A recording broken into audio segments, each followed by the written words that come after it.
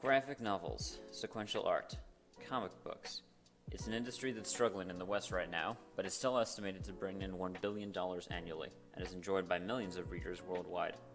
Comic books have inspired the most financially successful film series of all time, and have been a medium for telling some truly groundbreaking stories of revolution and the deconstruction of social barriers back when other formats couldn't or wouldn't. Despite this, when I asked you to consider what your average comic book is about, or who your average comic reader is, what kind of images jump to your mind?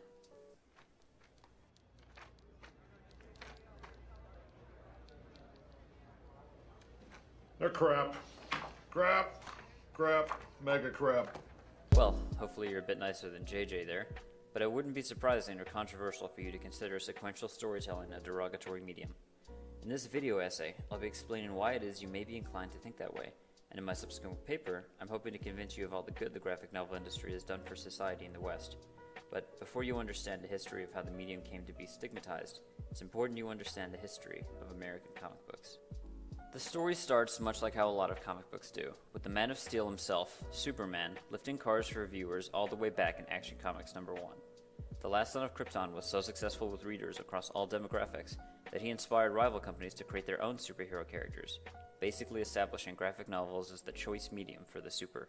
By the way, if you find a mint copy, please let me know, because they're worth over $3 million. This single issue started what's now known as the Golden Age of comics, which was characterized by cheap and disposable escapist stories, particularly so they could be picked up and put down easily in wartime. In 1956, readers were introduced to the Silver Age of comics. Once again, DC kickstarted this new generation with Showcase number 4, which introduced the modern Flash to the world. Superheroes were less popular than they were during World War II, with horror, crime, and romance taking up larger shares of the market than before, but they were still a mainstay in the industry. This era was also defined by the aftermath of the creation of the Comics Code Authority and the infamous work of Frederick Wertham, but more on that later. The 1970s roll around and bring with it the Bronze Age of graphic novels. Superheroes were still the top dog, and many conventions of the Silver Age were still prevalent, but with more mature themes such as racism, drug use, and death making more of an appearance. There's no one comic that signifies the shift from silver to bronze, but many writers of the prior period were starting to retire while younger artists stepped in. Teams like the Avengers and Justice League had already been established, but the changes to the distribution system of graphic novels and the advent of the comic shop meant these characters and stories were connecting more than ever. Finally, we reach 1986, the modern, or dark, age of comic books. It's the hardest period to define, given that we live in it, but many would agree it coincides with the release of grittier, darker, and overall more serious content, like Alan Moore's Watchmen graphic novel. Characters were redesigned, some for the better.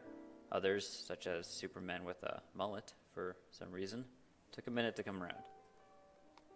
People were telling stories with pictures before they were telling stories with words, and the traditional comic book has been around for almost 100 years now. Why, even in the modern age, do we still see a stigma against sequential art and the stories derived from it? As helpful as the Georgia Tech library is, if I really wanted answers, I would have to go to the source.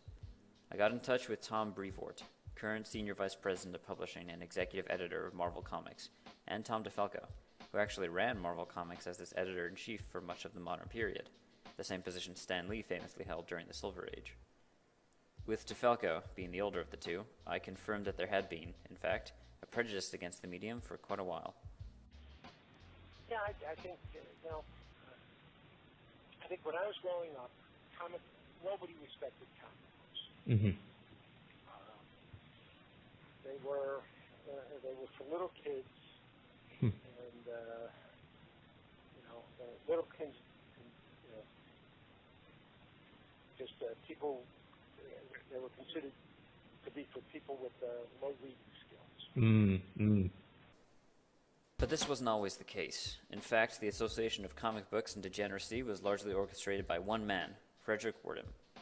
Born 1985, Frederick was a German-American psychiatrist who infamously wrote a book called Seduction of the Innocent, in where he falsely claimed that the violent and graphic nature of Western comics were linked to youth delinquency.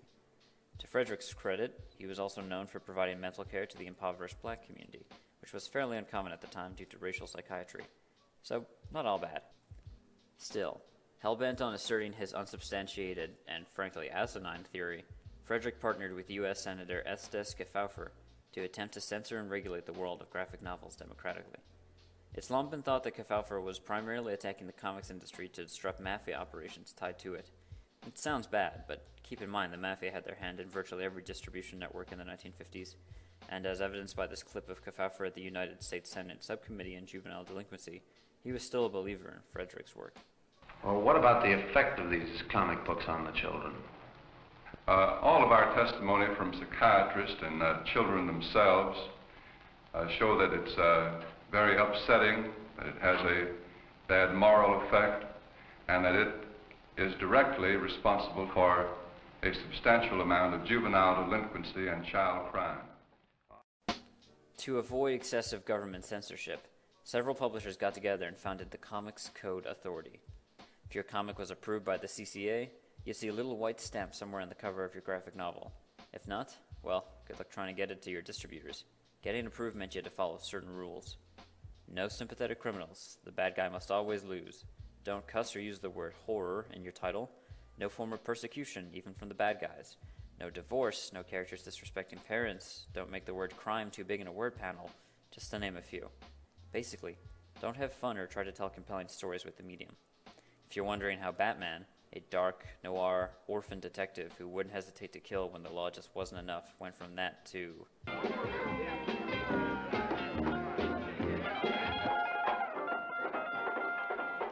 you can thank the CCA. Now the graphic novel, once merely the extension of a regular novel, had been effectively reduced to a child's storybook. This change is such a juxtaposition to how DeFalco described the industry before the CCA. I was always fascinated by the comic book. Mm-hmm. The combination of words and pictures. Mm. And as opposed to film, which is a moving picture, and you have much more. In some regards, you have much more control over them than we did when I was starting out, because we could do anything in comics. Where if we wanted, to create an entire new civilization, we could do it, on one page of a comic book. And the timeline I've discovered here lines up perfectly with what DeFalco was discussing. Comic books in the 50s and 60s, appealed to just a mass market and a wide audience. Mm-hmm. When I was growing up, everybody read comic books. The industry was creatively in decline, and publishers everywhere were being suppressed and censored by the CCA.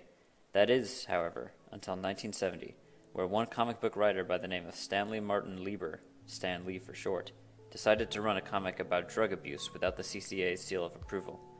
The more mature storyline was widely well received, so much so that the CCA reconvened and changed exactly what its terms were, but the damage was done. Stan Lee proved the market was hungry for serious arcs in their graphic novels, and the first domino marking the fall of the CCA had been hit. The change of comic retail and direct market distribution of the Bronze Age made it easier than ever for people to get their comics in stores, effectively bypassing the CCA. As comic book stores became specialty in the 90s, it became almost fashionable to not have the seal. By the 2000s, Marvel graphic novels didn't even consult the CCA anymore, and by 2011, DC and Archie Comics, the only publisher still printing the seal on their covers, had dropped it too.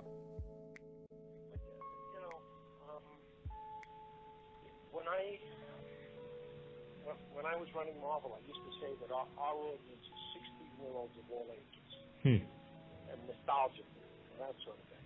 Yeah. It took years to recover from the damage of the CCA, but these stories never truly lost the readers who were invested in the characters. The 16-year-olds of all ages, as DeFalco put it. If you take one thing out of this project, it's not to judge a medium of what your preconceived notions of it are, or even what the stories told through it say.